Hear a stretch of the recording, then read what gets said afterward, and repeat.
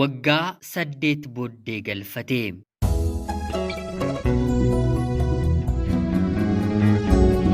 Yooyyaa ashamaa akkam jirtu kabajamtootaaf hordoftoota qophii keenya. Nagaaf jaalalli tokkummaan bakka jirtan hundaatti hunda keessaniif yaa ta'u jechaa guyyaa har'aallee seenaawwan nama barsiisan bashannansiisanii keessaa tokko isiniif qabadheen dhiyaadheeraatii.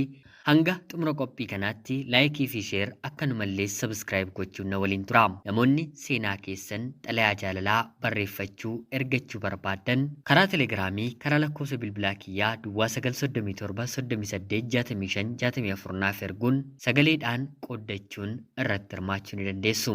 Haala gaariin barreessuu yookiin immoo katabuu kan dandeessanillee barreeffamaan qooddachuu ni dandeessu. Kallachumaan gara seenaa guyyaa irraatti kan isin dabarsu ani gammachiista Tashoomeedha.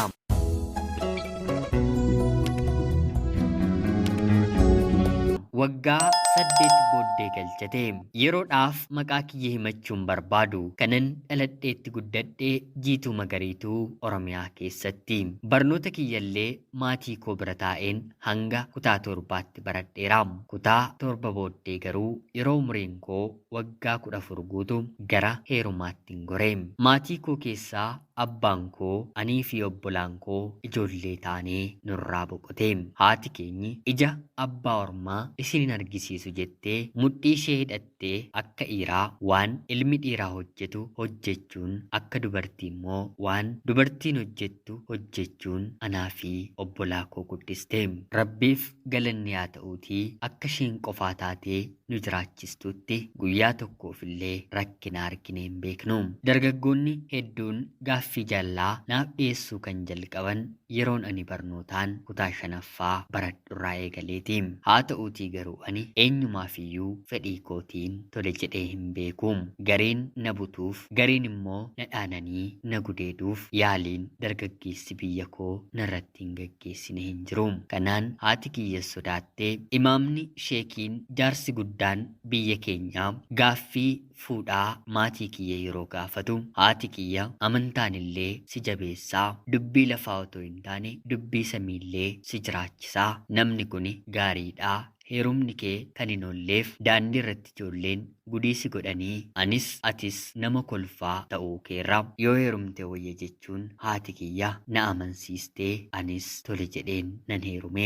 Nama umuriidhaan baay'ee na caalutti nan heerume. Haa ta'uutii garuu amantaan nama jabaa qalbii nama qabu jaarsa guddaa kan hin ariifanne hubannoodhaan nama laalu waan na ta'eef jireenyi isa birattillee anatti hin ulfaanne. Haadha manaasaa ta'een niikaa waliin godhannee waliin jiraachuu eegalle. Innis sirriitti na kunuunsaa. Jalqabaa haga har'aati jecha darbaa natti dubbatee hin beeku. Dubartiin heerumte gara biraan baadiyyaa kan jiraattu, kan dhaanamtu, kan reebamtu, kan iyyitu. Anaa fi abbaa manaa koo gidduu garuu wanta akkanaa uumamees hin beeku. Abbaan manaan kiyya daldalaadha. Rakkinni hiyyummaan tasa nu bira hin jiru. Waa rakkadheen dhabeen beeku. Uffata faashinaa dubartiin magaalaa ni godhati qabdi jedhamu abbaan manaan koo dursee naaf bita. Dubartoota heeruman naannoo koo jiran irraa qabdi abbaan manaan isheef ni ta'a. Gaariidha, garraamiidha. Haadha manaasaaf ijoolleesaaf nama ajaa'ibaati abbaa manaa jedhamuun qaban ture. Gaa'ela kanaanis hanga waggaa 8tti ijoollee dhiiraa 2 waliin horanneerra. Hanga waggaa 8tti cabi gogiin gidduu keenyaa dhibus turtii waggaa 8 booddee garuu rakkoon anaa fi abbaa manaa koo gidduutti uumamuu jalqabe. Kan nuti jiraannu baadiyyaadha. Kan inni hojjetu yookiin immoo daldalu magaalaati. Guyyaa 2-3 torbee tokko bubbulee yeroo dhufus ni qaba. Kanaan gidduutti abbaan manaan kiyya akka inni magaalaa fuudhe nan dhagahe. Amanuus nan dadhabe. Akka naaf mirkaneeffataniif hiriyoottan koo namootan beekuun amanuun icciitiidhaan dhokseen gara magaalaatti ergeen nan mirkaneeffadhe. Dhuguma abbaan manaan koo fuudheera. Anis gaafanni magaalaa deebi'u ergan sirriitti qulqulleeffadhee edaa ati nan hojjedha nan daldala jettee magaalatti kan fiigdu haadha manaa gara biraa fuuteeyitii ammaan kaanee walirraa adda baana malee jedheen gaafadheeni. Yeroo kana innis kuni sobaa gonkumaa dhugaa miti ani hin fuunes gara fuulduraatti fuudhuufis yaadeen beeku dubartii akka keenaaf taatu eessaa fideen sanuu sirratti deemeen kabiraa fuudhaa jedhee kakatee naganeem. Namoota akka inni fuudhe ijaan argan gurraan dhagahan itti fiduun lakki nan sobiinii booddee dubbii biraatu dhalataa jedhee gaafadhus abbaan manaan koo wanta jedhamu hin qabne jechuun akkan fuune sobee kakateem. Kanaan jaarsi qe'ee keenya jiraatu akka inni fuudhee bira gahee tole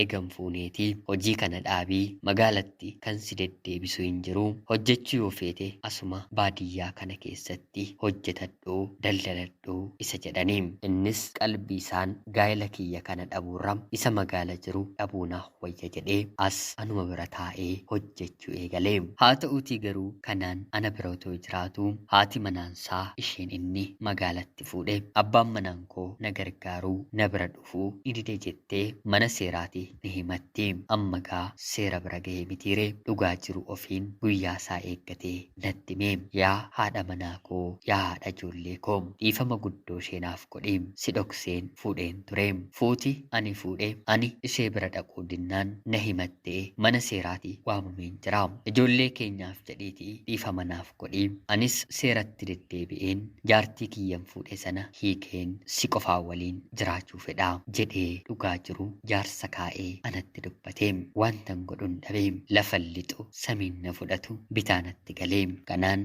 jaarsoliin biyyaa eega dhugaa muratee atis innis wal gidduutii ilmaan qabdu ilmaan keessaniif jecha araaramaatii waliin jiraadhaa waliif dhiisaanuun jedhanii anis tole jedheen ilmaan kiyyaaf jedheen dhiifama godheefiin innis deemee jaartii magaalatti fuudhee irraa adda bahee ana waliin jiraachuutti fufeem. Yeroo waliin jiraannu kanatti yeroo garaa garaa gara biyya hambaan deema jedheen isa kadhachaa tureem. Si'a kana qulqullummaanis nu gidduudhaa waan na dhibeef abbaa manaa kiyyaan nan deemaa biyya hambaa deemeen dalageen mana ijaarrannaa jedheen gaafadheeni. Dur kan na didu kan na dhorku si'a kana tole naan jedhee.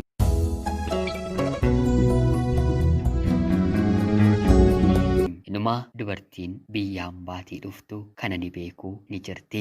Bakka ishee maatiin isheen bira hojjettu nama biraa barbaadu bakka ishee buutanaan jedheem. Anis eenyu isheen maalitti wal bartan maalitti siif oolti jedhee otoo hin gaafatiin tole kaa yoos immoo piroosesii barbaachisu ammaan dafnee itti deemuu qabna jennee gara magaalaa Finfinnee deemuun qorannoo fayyaa yookiin immoo meedikaalaa ilaalameen paaspoortii baafadheen tikeettii xiyyaaraa fi tarii yoo isin barbaachise jettee dubartiin ani bakka ishee bu'ee hojjedhu dinaara 300 waliin naaf ergite. Anaaf abbaan manaan koo maallaqa dhabne otoo hin taane abbaan manaa kiyya maallaquma dubartii biyya hambaa waan na fedhuuf harkaa fuudhee tole jedhee fudhatee. Kanaanis waa hundumaa xumuradheen gara biyya hambaatti imala koon taasisee. Lakkoofsa bilbilaa naaf kennameefiinis irratti bilbileen mucayyoon bakka ishee ani jijjiiramu dhuftee na fuutee. Kanaanis waan biyyaa waan nyaataaf dhugaatii qabadhee waan hin deemeef erga mana galeen boqodhee booda qoodeefiin xiqqoo nyaannee haasofnee wal barree eessumni kee fayyaa isaatii jettee na gaafatti. Anis eenyu eessumni koo jedheen gaafadheeni. Yeroo kana isheenis maqaa abbaa manaa koo waamuun eessumatti siif oola mitii akkana naan jedhee jette yeroo natti haasoftu biyya hambaa dhufuun koo ani fuureefu bitaa waan natti galuuf eeyyeen eessuma kooti jedheen cufee bira darbee. Kanaan garuu hin dhaabbanneem. Anaaf inni waggaa 2 oliif waliin haasaa turreerraam. Jaalallee koodhaam baay'een isa jaalladhaam nama akkam anaaf yaadu amma deemeen isatti neerumaa jettee natti dubbattee. Amma gaa kiw jechuun jedhani mitiiree biyya ormaa deemeen guyyaa tokkollee otoo hin buliin kiw jedhee anisiim baay'een naheem yoom akkamitti haala kamiin wal bartanii jedheen waa hundan gaafadheem. Wanta hundaa tokko lamaan mucayyoon kun natti himteem. Kanaan akka jaartii hin qabnee fi kana dura fuudhee ta'uu fi dinnaan akka ishee baase yookiin immoo ari'ee dabaluun illee natti himte. Salphina ofii kunoogaa amma dhaga'u mitiire otoon ani isheetti inni abbaa manaa koodha jedhee otoo ittiin dubbatiin akkuma eessuma koo ta'een ani dhufeen torbee tokkoof qofa na waliin jiraatee gara biyyaatti deebite. Sa'aatii buufata xiyyaaraa geessettis yeroon bilbiluu fi eessumni kee jaalalleen koo na fudhachuuf dhufaa jira jettee natti himte. Kanaan otoon gubadhu otoon aaruu yeroon ishee fudhatu suuraa viidiyoo naaf ergitee keessi koo na ciinca'ee abbaan manaan kiyya si'a lammaffaaf na sobee yookiin immoo na ganee. Kanaan maatii isheedhaan gahee ofii gara biyyaatti gara ijoolleetti deebi'ee. Anis eeganni kana na godhee dafqa kiyyallee ittiin ergu jedheen maallaqa dinaara yeroon ani isa bira jiru magaalaa Finfinneetti nuuf ergite maallaqa keedha haqqiin kee natti hin darbiin jedheen mindaa jalqabaa dinaara 800 naaf kanfalameerraa liqii ofirraan deebisee hojii kiyyas itti fufuun eegalee. Abbaa manaa koo waliinis sababuma kanaati jaalalli keenyi si'a lammaffaaf rakkoo godhatee. Kanaan itti naasa'u waliin hin dubbadhu kan koof kansaa nagahe jedheen otoon jiru abbaan manaan koo ammas jaarsa natti erguun dhiifama na gaafate. Mucayyoo kanaaf niikaa godhuuf ka'es addaan kutee otoon godhiin hafee. Kanaan turtii waggaa 4 biyya ormaa keessa jiraadheen maallaqan hojjetadheen kanan manaa baheef mana nan ijaarradhee. Gara abbaa manaa kootti maallaqa amanee waan hin ergineef naman amanu kabiraatti ergadheen mana kiyya ijaarradhee xumuradheen. Bor kan ittiin hin jiraadhus ooyiruu lafa bunaa bal'aa ta'e bitadheen gara biyya kootti deebi'ee. Kanaan si'a kanas araaramnee irra mitiiree waliin jiraachuu eegallee. Ilmaan koo baay'ee naaf gurguddataniiru. Jaalalli anaaf isa gidduu jiru hir'atus haa ta'uutii garuu ergan dhiifama godhee fi akkuma durii kiyya kabajeen ulfeesseen jiraachuun qaba jedheen murteesseen jiraachuu eegalee. Haa ta'uutii garuu guyyaa tokko akka carraa ta'ee bilbila isaa bishaan seennaan siimii lakkoofsa bilbilaasaa bilbila koo keessa kaawwateera. Kanaan miiseejiin dubartiirraa ergamu seenuu eegalee. Akkuman ilaaleen hangan qulqulleeffadhutti ittiin dubbadhu jedheen miiseejii bilbila koo irratti ergaman akka inni hin argineef jalaan balleessaa. Kanaan akka inni jaalallee gara biraa ammallee qabu yeroon adda baafadhu ammas anaa fi abbaan manaan koo si'a sadaffaaf walitti buune. Jaartii sadaffaa narratti yaale. Kanaan jaarsi nu gidduu keenya galee bilbila koo keessaa siimii isaa baafatee nagaan keenyi garuu akka duraa ta'uu didee. Anis baay'een isa jibbee haga har'aati rakkoo guddaa qabaa. Dubartii biyya ormaarraa maqaa isaa sagal jijjiiruun maallaqa irraa nyaataa. Akka durii hojii jabaateen hojjetu. Maaliif kan hojii caalu dubartii biyya arabaarraa maallaqa nyaachuu hojii haajaa guddaa godhatee jira. Kanaanis yeroo muraasa ammas waliin ergan ture booda as taa'ee gubachuu kiyyarra biyya hambaa baheen hojjedheen ijoollee koo guddifadha jedheen si'a lammaffaaf jiraachuun na jibbisiisee gara biyya hambaatti imala koon taasisee. Kanaan ammas hojjechuun eegalee. Si'a lammaffaaf ergan dhufee har'a waggaa 2 fixeen jira. Yoo rabbi jedhe kanaan booddee gara biyyaatti galuun barbaada. Haa ta'uutii garuu amalli abbaa manaa koo kuni baay'ee na yaaddeessa. Har'a umriin koo waggaa 28 isa waliin kanan jiraadhe waggaa 14. Jaalalli keenyi garuu fayyaa kan qabu waggaa 8 qofaam. Waggaa 6 jireenyi keenyi boroof naanuma gara biyya hambaan dhufe hanga har'aattis hin caroofne hin qulqulloofne. Otoon heerumuu barbaadee anis heerumuu nan danda'a. Bifti kiyya umriin kiyya irran dabarre. Dubartii bifaan gadi buutee dhiirri dullattii ta'uu isheetiin itti taphatu miti. Hangan danda'u otuman hojjedhu otuman dadhabu bareedina koofis yaadaa jiraachaan ture. Maaliif karaattiin dubartiin kuftu keessaa tokko of qabuu isheetiini. Yoo dubartiin of qabuu baatte dhiirri gara biraa bakkeedhaa ilaaluu miti. Abbaan manaan kaleessa simboo ishee dinqisiifatee fuudhellee ishee jibbuu ni danda'a. Haa ta'uutii garuu heerumuu yeroo yaadu egereen ilmaan kiyya dhiiraa immoo baay'ee na yaaddeessa. Yoo har'a hojjedheen isaan barsiise malee dhiira gara biraatti heerumeen abbaa ormaa yoon isaanitti fide dubbii aarii rukuttaa eeggamsa arrabsoo abbaan ormaa ormaa har'a dhufee isaanirra geessisuun ijoolleen koo na jalaa manca'u karaatti hafu hiriyaa isaaniin gadi ta'u jedheen amma immoo nan yaaddaha. Yeroo dheeraa boodee oliif gadi buuseen jaarsuma kiyya akkana na balleessu waliin jiraachuun murteessee yoo fedhe inni haa fuudhu malee ani ofiif hin heerumuun jedhee simboo dhabeen otoo hin taane egeree ilmaan kootu na yaaddesseeti. Akka isaaf akka gochaasaaf kan isatti deebi'anii miti.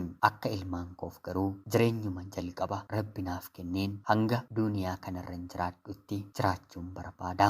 Gatii isaa rabbi harkaa fudhata mitiire gatii isaa abbaan manaan koo rabbi harkaa fudhatu. Ani garuu dhala koof jedheen jiraachuu waliin ittiin fufaam. Har'as biyya hambaa taa'een gochaasaa kana nan dhagaham. Dubartii biyya ormaarraa hin goruum. Isaanis hin beekkatanii ta'e hin beeku. Akka lafaa maallaqa guuranii maallaqa erguufiim. Yoo tokko didde tokkorraa yoo tokko didammoo tokkorraa fuudhee hojii dhiisee jireenya qananii gaggeeffatam. Anaaf fala mala kannaaf ta'e maallaqa akka isatti dargineef balleessaa biyya hambaa dhufeen guyyaa tokkollee otoo hin buliin ani isarratti qabadheeni bor narraa nyaatee deemi naan jechuu danda'a ture. Haa ta'uutii garuu biyya hambaa dhufeen waggaa 6 meezoo kiyya itti dabarseen beekuum. Qabeenyi innillee nan qaba jedhu kan ani horadhe biyya hambaatii dhufeen kanani walitti qabadhedha. Sanammoo akka inni hiratuuf amantaan jallee hin eeyyamuufi sababiinsaa kan itti dadhabe anaam. Biyya hambaa mana namaa keessa taa'een arrabsameen halkaniif guyyaa hojjedheen darbatameen walitti hin qabadhe. Abbaan manaan koo kana hundumaa narratti raawwate kuni yeroo dheeraa erganitti yaadee booda akka inni narraa bahu gonkumaa hin barbaadu. Haa ta'uutii garuu rabbi hundaa danda'a. Innis sammuu isaatti deebinaan imaama sheekaa nama guddaa waan na ta'eef qalbii isaatii akka inni naaf deebi'u qofan barbaada. Isinis kadhannaa keessaniin du'aa naaf godhaa.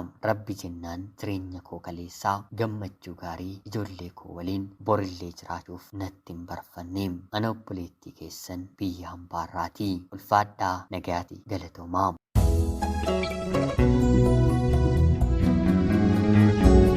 Egaan jaalatamtootaaf hordoftoota qophii keenyaa seenaan guyyaa har'aaf isiniif qabadheen dhiyaadhe kanuma fakkaatti. Haga yoonaatti yeroo keessan naaf kennitanii dhaggeeffachaa turuu keessaniitiif guddaa galatoomaa jechaa laayik, sheerii fi sabskiraayib gochuullee hin dagatinaa. Seenaa jireenyaa xalayaa jaalalaa nama barsiisu nama bashannansiisu yoo qabaattan karaa telegiraamii karaa lakkoofsa bilbilaa kiyyaa duwwaa 937 naaf erguun irratti hirmaachuu ni dandeessu. Hanga yoonaatti yeroo keessan naaf kennitanii dhaggeeffachaa turuu keessaniitiif guddaa galatoomaa jechaa qophii seenaa gara biraatiin hanga walitti deebinutti bakka jirtan maraan turtii gaarii isiniif hawwaa. Horaa bulaa.